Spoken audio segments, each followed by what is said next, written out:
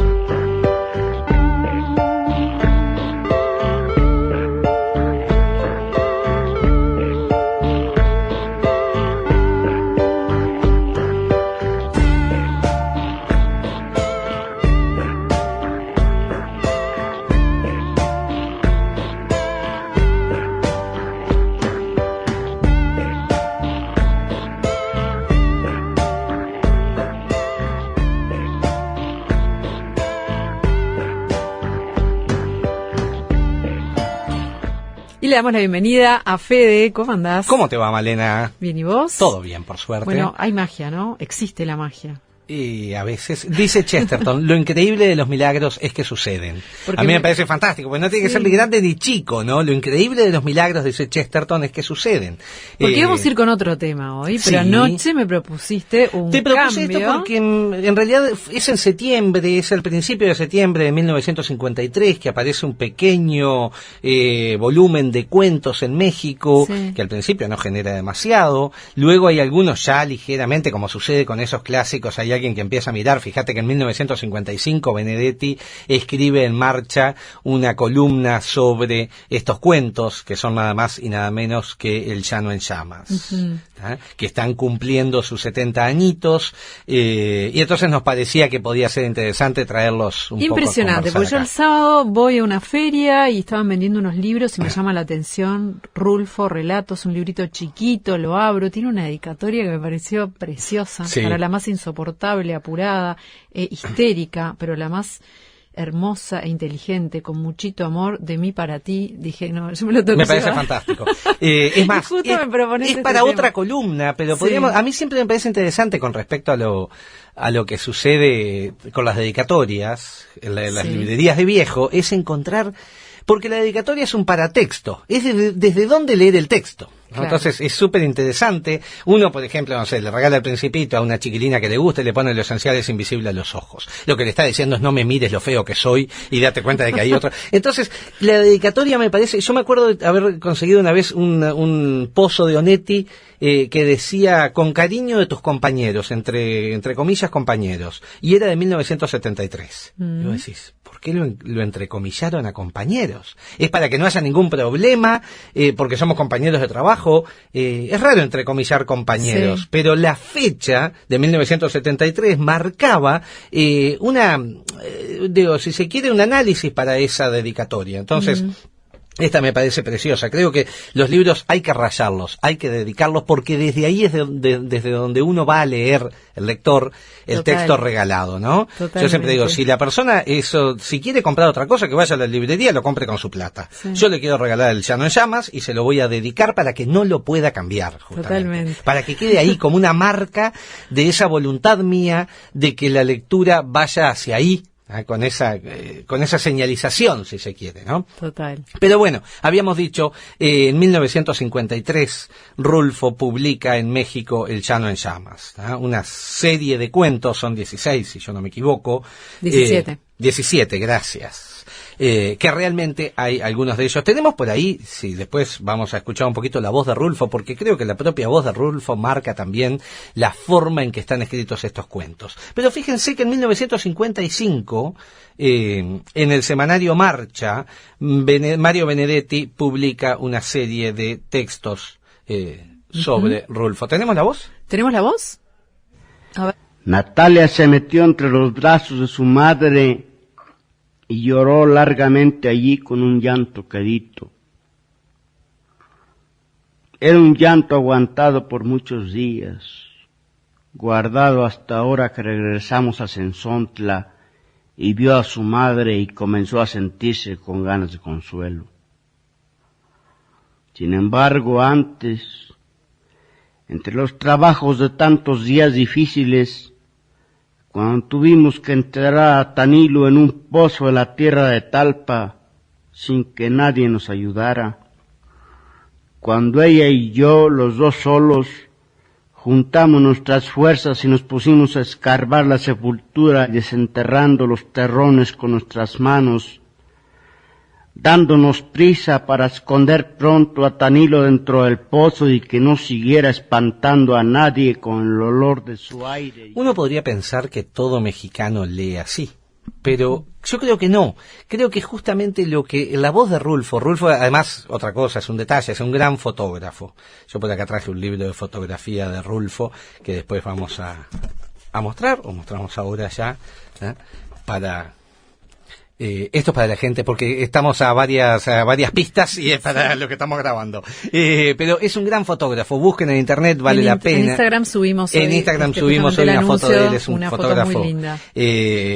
Donde también las fotos de México de Rulfo a uno le parece que son efectivamente el mismo México del Llano en Llamas y de Pedro Páramo. Es el mismo ojo el que está, es el mismo oído, podríamos decir, el que está fotografiando. Sí, con aquello de oír con los ojos, por nombrar otro programa, sí, pero que en realidad viene de Quevedo. Es la misma sensibilidad la que está trabajando sobre México, ¿no? Entonces, esta voz de Rulfo, en donde uno siente que no hay casi expresividad. Fíjense lo que va a decir Benedetti en 1955. Los narradores hispanoamericanos que optan por refugiarse en los temas nativos, solo por excepción construyen sus relatos sobre una estructura compleja. La abundancia de anécdotas, la sugestión del paisaje, la aspereza del diálogo seducen lógicamente al escritor. Pero a la vez toda esa formidable disponibilidad suele inspirarle cierto recelo frente a cualquier ordenamiento que no sea el estrictamente lineal. Es decir, en 1955 la literatura latinoamericana todavía está un poco...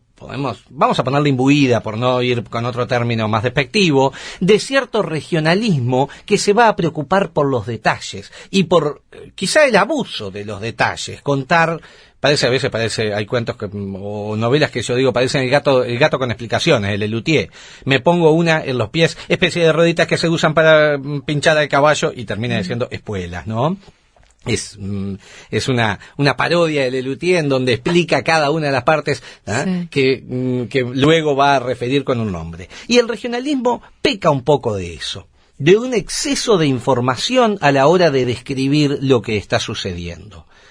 A ese exceso de información ya había reaccionado Borges en 1951 en una gran conferencia que se llama El escritor argentino y la tradición, pero yo creo que Rulfo reacciona desde el lugar de construir textos, también lo mismo va a suceder con Pedro Páramo, de una apertura enorme en donde el lenguaje es mínimo. ¿Por qué digo apertura enorme? Porque uno puede comprender lo que quiera sobre esos textos, ¿no? De Pedro Páramo se han escrito infinidad de páginas, del Llano en Llamas lo mismo. Fíjense, hay una crítica interesante que plantea que un cuento que se llama No oyes ladrar a los perros, para mí uno de los mejores cuentos de este tomo de cuentos, lo va a vincular a Abraham y Isaac. Es un padre que lleva un hijo enfermo. Tenemos por ahí justamente la explicación que da Rulfo a este cuento. No sé si la tenemos para escucharla. Está. Por ahora quisiera leerles uno de los más breves, quizá,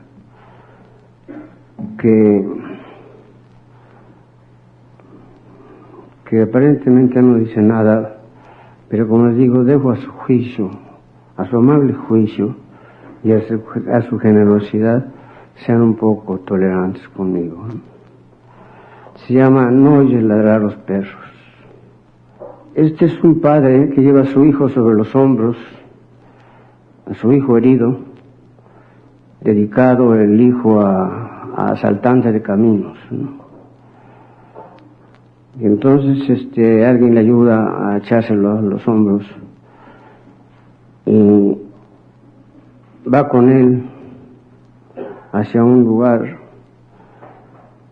para que lo curen de sus heridas. Como él no oye, debido a que va cubierto por las piernas del hijo, él dice: tú que vas allá arriba, Ignacio, dime si no oyes alguna señal de algo o si ves alguna luz en alguna parte. No se ve nada. Ya debemos estar cerca. Sí, pero no se oye nada. Mira bien, no se ve nada. Pobre de ti, Ignacio. La luna venía saliendo de la tierra como una llamarada redonda. Ya debemos estar llegando a ese pueblo, Ignacio. Tú que llevas las orejas de fuera, fíjate a ver si no oyes ladrar a los perros. El viejo se fue reculando hasta encontrarse con el paredón y se recargó allí sin soltar la carga de sus hombros. ¿Cómo te sientes? Mal. Allí estaba la luna enfrente de ellos, una luna grande y colorada que les llenaba de luz los ojos y que estiraba y oscurecía más sus sombras sobre la tierra. Bueno, ahí lo teníamos a Rulfo explicando este cuento. Les digo, este cuento hay un crítico norteamericano que lo vincula al mito de Abraham Isaac. Dice Kierkegaard en Temor y Temblor: era de madrugada, Abraham se levantó temprano, dio un beso a Sara, la joven madre, y Sara besó a Isaac, su regocijo, su eterna alegría, y Abraham cabalgó pensativo por el camino, pensó en Agar y en su hijo, a los que había empujado al desierto. Ascendió al monte Moriah, tomó el cuchillo, les leo hasta ahí nomás, ese sacrificio de Abraham que Dios le manda a hacer sobre Isaac, que al final sabemos que no va a suceder, no les estoy spoileando el mito, está puesto, según justamente William Catra, un crítico norteamericano, en este cuento, en un padre que lleva a su hijo arriba, a su hijo salteador de caminos, a su hijo delincuente, a su hijo que tiene el alma retacada de maldad, va a decir Rulfo, y lo lleva para tratar de salvarlo más allá de lo que es, él sabe lo que es su hijo. Tanto que ahí, Rulfo, fíjense, el detalle va del usted al tú, cuando le pide: dime, Ignacio, que vas allá arriba si no oyes ladrar a los perros, y luego pásale a usted es un hombre muy malo, usted no ha traído más que desgracias a la familia. Son de una pobreza enorme además, y no se los voy a spoilear, pero el cuento es maravilloso, es de una economía además perfecta, ¿no? Pero por eso digo, esta economía no va a, de alguna manera, a complejizar el tema para decir, bueno, es solamente esto. La economía abre, la economía lo que hace justamente es darle cierta polisemia al texto, donde uno puede comprender. Este crítico norteamericano, a mí me gusta mucho esta interpretación del mito de Abraham, creo que podemos estar en desacuerdo con él también, pero digo, la idea de que este padre lleva arriba a un hijo, pero un hijo condenado de antemano, que también condena al padre de antemano, y todos estamos condenados. Va a decir Mario Benedetti en 1955, en el semanario Marcha: no oyes ladrar a los perros es sencillamente una obra maestra de sobriedad, de efecto, de intelección de lo humano. Es decir, de comprensión de lo humano. Uno de esos cuentos que no es preciso anotar en la ficha para recordarlos de por vida. Yo a veces subo a mis hijos arriba, ahora el más chico porque los otros dos pesan mucho, y cuando lo subo le digo: dime, Ignacio, que vas allá arriba si no oyes ladrar a los perros. Y mi mujer dice: no, porque es un cuento trágico. No, claro. Es un padre que lleva al hijo, se los voy a spoilear porque no me aguanto, lo lleva moribundo, y el perro, el hijo, no le dice nada, y cuando se muere, que lo baja, escucha los ladridos de los perros, lleno de perros que ladran a la noche, y le dice: ni con esta última esperanza me ayudaste. El hijo no dice nada, y el padre carga con ese hijo arriba. Es brutal el cuento, por eso dice... Es brutal la historia de él también, ¿no? La historia personal de Rulfo, claro, sí, llena de muerte. Él nació en 1917, el 16 de mayo, hijo de una familia terrateniente despojada de sus bienes por la revolución. Perdió a su padre a los 6 años, que murió asesinado a balazos por una disputa sobre unas tierras. Su familia se había mudado a San Gabriel, huyendo de la violencia de la guerra tristera. y la orfandad de él se vuelve más trágica aún con la muerte de su madre 4 años después. Sí. O sea, él es abuelos criado... curas, los 2 abuelos curas. Fíjate. Fue criado en orfelinato también, claro, ¿no? pero digo, y eso a mí siempre me llamó la atención, que sus Sí. abuelos eran curas que tenían ciertas libertades, ¿no? Va a decir Sergio Pitol en una gran nota sobre, gran escritor mexicano también, en una gran nota sobre Juan Rulfo, ¿eh? Una visión fatalista de la historia, la revelación de alguna zona de la realidad mexicana, crítica del caciquismo y de sus consecuencias, ese caciquismo que sería el resultado de la Revolución Mexicana, es decir, que algunos mandan sobre otros, que hay algunos que deciden sobre la vida de otros luego de la Revolución. Las tinieblas que envuelven al espíritu del hombre, la imagen de una soledad desértica. Todo esto y muchas cosas más llenan estas páginas de estructura tan compleja en las que revive la magia del pueblo torturado, las páginas de Rulfo, ¿no? Hay un gran profesor uruguayo, Gustavo Martínez, que tiene 2 libros, uno sobre Pedro Páramo, otro sobre El Llano en Llamas, y en el libro sobre Pedro Páramo, eso los pueden conseguir, los editó Rebeca Link Editores, andan por ahí a la vuelta. Yo fui alumno de Gustavo Martínez y para mí el Cid tiene la cara de Gustavo. No me puedo imaginar al Cid sin la cara de Gustavo. Y porque era un gran profesor de literatura española. Y justamente Gustavo dice que no es casual que Pedro Páramo, la única novela que escribe justamente Rulfo en 1955, es una obra que uno puede conseguir en este librito chiquititito que tú tenés en la mano, y en otro librito chiquititito de 2 años después, que si la vida nos da salud, vendremos en el 2025 a hablar de él. Estoy un poco fatalista, estoy hablando de Rulfo, entonces no quiero adelantarme a ver qué pasa dentro de 2 años. Sí, acá no está Pedro Páramo, Acá está El Llano en Llamas. Ahí está El Llano en Llamas, por eso digo, pero sumale a eso 150 páginas más y tenés completo la obra. Y la pregunta esencial ¿se puede contestar? ¿Por qué, siendo tan bueno, escribió tan poco? Bueno, él dice que era lo único que tenía para decir. Los críticos le preguntaron 1000 veces, después dijo que estaba escribiendo una novela que se iba a llamar La Cordillera, les cambiaba el argumento, les decía es de esto, es de aquello, como para dejarlos tranquilos a los críticos, hasta que al final dijo, no me embromen más. No tengo nada que No decir. tengo nada más para decir. Lo que dije, lo dije. Hay un guión que se llama El Gallo de Oro, un guión para cine. Interesante eso, ¿no? También. Claro, es interesante. Esa opción de decir, ya está, no voy a inventar cosas porque fue claro, porque muchas veces sucede que el primer libro de un escritor es lo mejor. Luis Ferdinand Céline con su Viaje al fin de la noche. Hay algunos escritores que en la mitad de su obra tienen lo mejor, otros lo tienen en el final, depende, ¿no? Pero este es un escritor que condensa en una novela y en 17 cuentos todo lo que tiene para decir, y uno siente que está todo dicho, que no hay nada más para decir sobre, por lo menos con el tono de Rulfo. No era necesario otro libro de cuentos. No era necesario seguir adelante con esta misma temática porque ya lo dijo todo, ¿no? Lo que les decía, Gustavo Martínez dice que no es casual que Pedro Páramo, una visión desencantada del mundo, y donde el mito del viaje, en donde el viajero siempre vuelve con algo para la tribu, eso es el mito según Campbell, ahora esté planteado en alguien que baja a los infiernos y no puede salir de ahí. Y eso sucede después de los campos de concentración, dice Gustavo Martínez. No es casual que esta visión desanimada de la historia venga después de la Segunda Guerra Mundial, ¿no? Entonces, antenitas. Exacto, 10 años después del final, pero fíjense, vamos a terminar con Benedetti con el tiempito que nos queda. En verdad, dice sobre No oyes ladrar a los perros, Rulfo desenvuelve su material trágico, oprimente, en tan reducido espacio y en estilo tan desprovisto de estridencias, que en una primera lectura es difícil acostumbrarse a la idea de su perfección. No obstante, es posible advertir con qué economía plantea el autor desde el comienzo una situación casi shakespeariana. Obsérvese además la difícil circunspección con que deja transcurrir el diálogo, la carga de pasión que soporta toda esa pobre rabia y sobre todo el final magistral, que estremece enseguida todo el relato, que lleva hasta ese instante al lector en su mente y lo reintegra a su verdadera profundidad.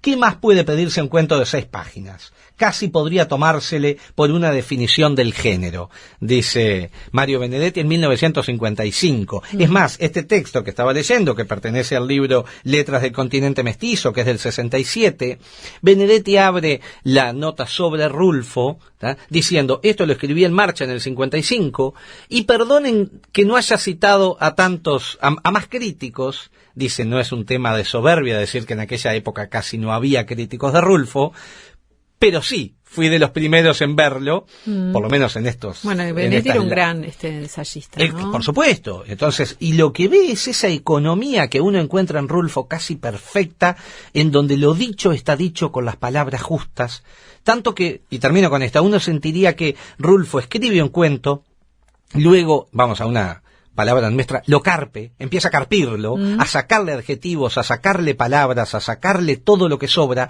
hasta dejar un esqueleto en donde si uno saca una coma, se cae todo. Todo lo que está ahí tiene que estar. Muchas gracias, Fede. Por favor.